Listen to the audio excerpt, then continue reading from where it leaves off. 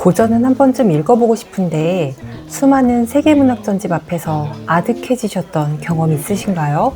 도대체 뭘 골라야 될지 몰라서 그나마 얇은 거 골랐다가 실패하셨던 적은요? 정말 수도 없이 들어봤던 책 제목에 이끌려서 사긴 했지만 아니 이 책이 도대체 왜 유명한지 또 뭐가 재밌다는 건지 도무지 알 수가 없어서 독서를 포기했던 적이 많았습니다. 고전들이 보통 시리즈로 나오니까 책 모양은 다 비슷비슷하게 생겼잖아요. 근데 그 안에서 나는 수준 차이가 사실 어마어마합니다. 고전이라고 해서 다 똑같은 고전이 아닌 거죠. 그러니까 고전이 재미가 없는 게 아니라 내 수준에 또 나한테 맞는 책을 못 찾아서 재미가 없었을 확률이 높습니다. 그래서 이번 영상에서는 그러니까 한 초등학교 5학년 정도부터 성인까지는 누구나 부담 없이 어쩌면 너무 재밌어서 하루 만에 다 읽어버릴지도 모를 절대 실패하지 않을 고전 3권을 소개해 드리겠습니다. 이 책으로 고전을 시작하신다면 결코 중도에 포기하시는 일은 없을 거예요. 그럼 지금부터 시작하겠습니다. 첫 번째 책은 프란츠 카프카의 변신입니다. 이 에디션은 열린문학에서 한시적으로 내놨던 판형이어가지고 저도 그래서 도서관에서 빌려서 봤거든요. 근데 이 책에서 지금 변신은 104페이지까지밖에 안 됩니다. 이 책은 오늘 소개해드릴 책 중에서도 분량이 가장 짧습니다. 그래서 변신만 단독으로 책으로 묶이진 않고 보통 카프카의 다른 단편들이 함께 수록되는 경우가 많은데요. 그 중에서도 단연 이 변신이 내용이 아주 충격적입니다. 이 소설은 어느 날 아침에 잠에서 깨어보니까 자기가 커다란 벌레로 변해 있었다는 어떤 회사원의 이야기라서 아주 초반부터 독자의 흥미를 굉장히 사로잡습니다. 주인공 그레고르 잠자는 매우 성실한 영업사원이에요. 부모님이랑 여동생이랑 같이 살고 있는데 그 아버지의 빚이 있어가지고 빚을 갚기 위해서 매일 새벽같이 출근하고 엄청나게 열심히 일을 합니다. 근데 이상한 건 가족 중에 다른 누구도 경제활동을 하지는 않고 오직 잠자의 월급만이 이 집안의 수입원이에요. 그런데 잠자가 벌레로 변해버렸으니까 이제 직장에서 해고될 게 너무 뻔하고 가족들은 곤란에 처할 거라는 생각에 주인공 잠자는 무척 걱정을 합니다. 그런데 이런 잠자와는 다르게 가족들의 태도는 점점 변해가는데요. 가족들은 잠자가 회복될 기미가 안 보이니까 그를 좀 귀찮고 부담스럽게 여기기 시작해요. 결국 잠자는 버려진 듯이 거의 유폐돼서 살게 됩니다. 그러다가 한날은 아빠가 너무 화가 나가지고 잠자한테 사과를 막 던져요. 그러다가 잠자가 사과 하나를 맞아가지고 그게 등에 꽂혀요. 그래서 결국 계속 그 등에서 썩으면서 잠자를 죽음에까지 이르게 합니다. 그런데 가족들은 그 잠자의 죽음을 슬퍼하기보다는 은근히 좀 반기면서 좀 간만에 홀가분한 기분으로 나들이를 떠나거든요. 그러니까 이 가족들은 어느 순간부터 잠자를 사람이 아니라 가족이 아니라 그냥 벌레로만 본 거죠. 그럼 생각해 보게 되는 거죠. 정말 잠자가 외모가 벌레로 변해서 그런 걸까? 아니면 어떤 경제력이 사라졌기 때문에 그런 걸까? 회사는 잠자가 벌레로 변하자마자 그냥 기다렸다는 듯이 해고를 하고 가족들은 그를 이제 혐오하기 시작합니다. 그렇다면 그 전까지 잠자가 누렸던 어떤 인정이나 사랑은 그 잠자의 존재 자체가 아닌 잠자가 가진 어떤 거, 그러니까 뭐 돈이랄지, 외모랄지, 능력이랄지 이런 것 때문은 아니었나 그런 생각이 드는 거예요. 그리고 이게 꼭 소설 속에 국한된 이야기일까? 이거 우리 모두에게도 해당되는 질문 아닐까요? 저는 그런 생각이 들어서 좀 가슴이 서늘해졌던 작품입니다. 심지어 잠자 여동생은 이런 말도 해요. 저게 오빠일 리가 없어. 만약 저게 오빠였다면 가족한테 짐이 되는 걸 알았을 때 진작 집을 나갔을 거야. 이렇게 얘기를 하는데요. 저는 통틀어서 이 부분이 가장 충격적이었어요. 이 여동생이 너무 이기적이고 못되게 느껴지기도 했지만 혹시 만약에 내가 그런 상황에 처한다면 저도 그랬을지도 모르겠다는 생각이 드는 거예요. 이게 뭔가 가족을 부양하는 게 굉장히 힘들어지는 상황이 오면 저런 식의 자기 합리화가 남의 일로만은 느껴지지는 않았습니다. 이 책은 벌레로 변신하는 어떤 동화 같은 설정으로 시작을 했지만 책을 덮을 때는 나라는 존재는 과연 뭘까? 라는 어떤 실존적인 질문을 던지게 만드는 굉장히 탁월한 고전입니다. 대부분 많은 분들이 카프카 작품을 굉장히 우울하다고 하시는 분도 많은데요. 이 작품은 크게 문장이 어렵지 않고 또 줄거리만 따라가도 충분히 흥미롭고 명확하게 읽혀지는 책이라서 고전 입문하시는 분이라면 꼭 한번 읽어보시기를 추천드립니다.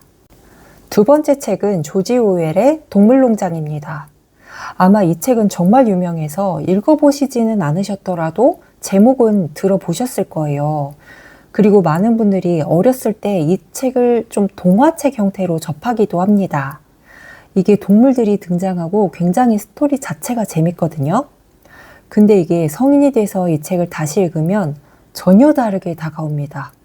이 책이 이렇게나 신랄한 풍자였나 싶은 생각이 들죠. 정말 인간이 얼마나 사악하고 우매하고 또 착각도 잘하는지, 또 그게 집단의 범위에서 이루어지면은 얼마나 무서울 수 있는지를 너무 잘 보여주는 소설이에요. 그리고 다분히 정치적입니다. 줄거리는 간단해요. 여기서 어떤 농장에 살고 있는 그 동물들이 있어요. 여기 있는 동물들은 이제 다 뭐 생각도 하고 말도 하고 다 의인화가 되어 있어요. 농장의 주인 존스를 내쫓습니다. 그리고 동물들이 다 함께 평등하고 자유로운 농장을 만들자고 자기들끼리 약속을 해요. 그런데 그 중에서도 권력을 잡는 동물이 나타나기 시작합니다. 대표적인 인물이 돼지 나폴레옹이랑 또 말솜씨가 좋은 스퀼러가 등장을 합니다. 이 둘은 자기네들의 권력으로 뭔가 좀 평화롭고 다 같이 평등한 공동체를 만들려고 하는 동물 스노우볼이나 그 다른 동물의 순수한 노력들이 무색하게 점점 더 독재적으로 변해가요. 그래서 결국 그 인간을 몰아냈던 돼지들이 오히려 그 전에 있는 인간보다 더 악독한 존재가 되어버리는 이야기입니다. 이 책을 읽다 보면 20세기 역사에서 있었던 어떤 스탈린이라는 인물이랄지 아니면 러시아 혁명, 뭐 심지어 북한이라는 나라 이런 것들이 이제 자연스럽게 떠오르지만 사실 뭐 잘 몰라도 괜찮아요. 역사적인 배경은 몰라도 이 책을 읽고 나면 어떤 권력자들의 굉장히 사악한 선동과 또 교묘한 수법을 간파하는 그런 눈이 좀 생기거든요. 그래서 저는 이 책이 꽤 실용적이라고 느꼈습니다. 이 책을 읽고 나잖아요. 그러면 어떤 뉴스 속의 장면이나 또 일상에서 들려오는 말들에서도 저거 어디서 들어본 수법인데? 저거 혹시 그 돼지의 수법이 아닌가? 하고 다시 좀 생각해 보게 되실 거예요. 이 책이 바로 그런 눈을 열어주는 책이라서 꼭 한번 읽어보시기를 추천드립니다. 마지막으로 세 번째 책은 톨스토이의 이반 일리치의 죽음입니다. 이 작품은요, 진짜 쓸데없는 문장이 하나도 없어가지고 지루할 틈이 없는 책이에요. 평범한 한 남자의 죽음을 그리고 있는데 그게 너무 정확하고 또 설득력 있게 그려져서 이 독자는 마지막에는 거의 뭐 이반 일리치가 돼서 마치 임사체험을 하는 것 같은 몰입을 정말 경험하게 됩니다. 이 소설은 사람들이 너무나 바라는 어떤 승진이나 명예, 뭐 집, 돈 이런 게 사실 얼마나 덧없는지 그리고 그런 것들에 열중하느라 정작 좀 소중한 타인들에게 얼마나 매정하고 사악하게 굴면서 사는지 그 모습을 아주 기가 막히게 그려냅니다. 소설의 시작은 이래요. 그 이반 일리치의 부고를 접한 법원 직원들이 굉장히 막 소란스러워져요. 근데 이 사람들이 다 이반 일리치를 되게 좋아했거든요. 근데 그럼에도 불구하고 그가 죽음으로써 어떤 인사 이동이 생길 거고 또 어떤 승진이 있을 것이며 그게 나한테 도움이 될까? 이런 생각들을 계속 하는 거예요. 그래서 장례식장에 가서도 어떻게 하면 여기서 대충 인사를 빨리 하고 여기서 빠져나와가지고 동료들이랑 뭐 놀러 카드 게임을 하러 가지? 이런 생각을 속으로는 계속하고 유족들을 위로하면서도 자기가 이렇게 앉은 소파에 스프링이 좀 미세하게 불편하게 튀어나와 있는 거에 신경을 쓰면서 그냥 이렇게 겉으로만 유족을 위로하는 척을 하면서 말을 해요. 근데 더 웃긴 건 이 유족이라는 사람이 그 이반 일리치의 아내였는데 이 사람도 막 슬퍼하는 척을 하다가 갑자기 막 연금 얘기를 꺼냅니다. 그래서 이제 그가 죽고 나서도 자기가 어떻게 생활을 이어갈 수 있을지 이거에 대해서 막 물어보고 되게 몰두하죠. 정말 그의 죽음을 진심으로 슬퍼하는 사람이 있기는 한 걸까 싶게 장례식장에 있는 모든 사람들은 뭐 자기 이익, 자기 안위 이런 것들만 생각을 합니다. 이 소설은 한마디로 얘기하면 판사로 잘 나가던 이반 일리치가 죽음을 맞이하게 되는 과정에 대한 이야기거든요. 이반 일리치는 사회에서 되게 성공하는 전형적인 인물이에요. 막 특별히 일을 굉장히 탁월하게 하지는 않지만 뭐든 적당히 잘 처리하고 또 어떤 때는 적당히 부패하기도 하고 또 적당히 인맥도 있는 사람입니다. 그래서 운이 좋을 때는 굉장히 잘 나가고 또 운이 나쁘면 또 잠시 주저앉았다가 또 자기가 잘 아는 사람이 높은 자리에 오르면은 또 잘 나가고 그런 우리 사회에서 벌어지는 그런 캐릭터예요.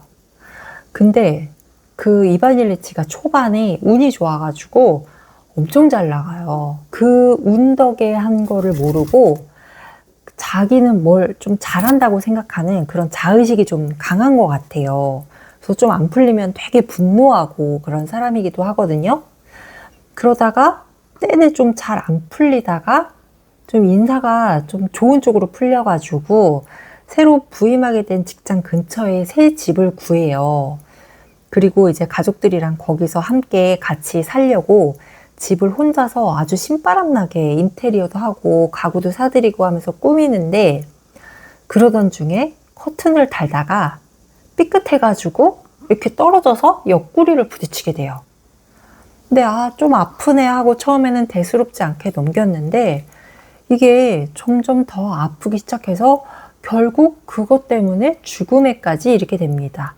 이반 일리치는 점점 계속 아파지니까 의사들을 찾아다니지만 모두 제각기 다른 말을 하고 처방도 다 다르게 내려요.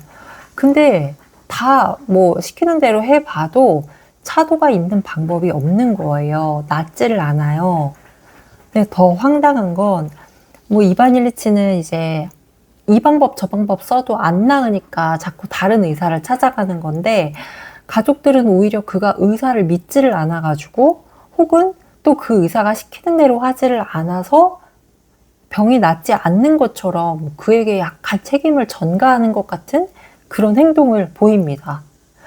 그리고 의사들의 굉장히 그 무책임하고 모호한 태도 그리고 가족들의 그런 매도가 너무 현실감 있게 느껴져가지고 정말 이거 어디 쓰인 소설인가 싶게 되게 재밌게 읽었는데요. 이런 건 안 변하나 봐요. 지금 너무 똑같잖아요. 그죠?